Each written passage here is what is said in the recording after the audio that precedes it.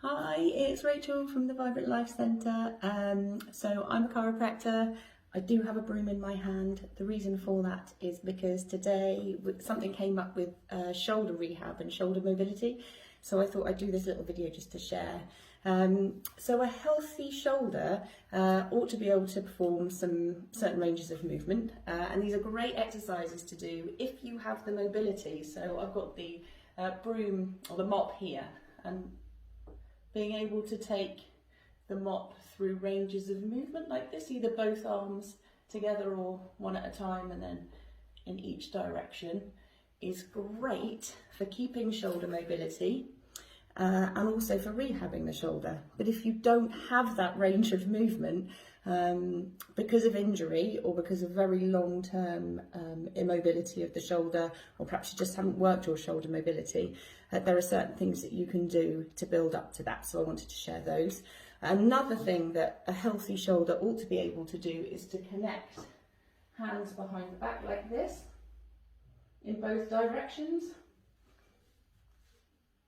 And again, if you haven't got that shoulder mobility to be able to do that, then there are certain things that you can do to get there. So I'm just going to share those with you now. So here I am on all fours, and there's two movements I wanted to share so that you can build up to increasing your shoulder mobility after injury, or if you just perhaps have a desk or driving job, which means your shoulders have got really stiff and tight. So the first one is from this all fours position, taking one hand and threading it through the gap on the other side. So you thread it through and come back up, and thread it through and come back up. And then you repeat that on the other side. I don't have room here actually. So that's going to start to get some mobility through the rotator cuff and the rib cage. And then we're going to look at stretching through the lats, the big muscle on the side of the body here. So you can do this together. I'd suggest putting your hand in this position so your thumbs are up and just moving in and out, flexing and extending your spine. Now, depending on how stiff your shoulders have got, you may find this fairly easy or actually quite difficult, and you should be feeling the mobility through here, and also thinking about getting a little bit of flexion and extension through between the shoulder blades as well.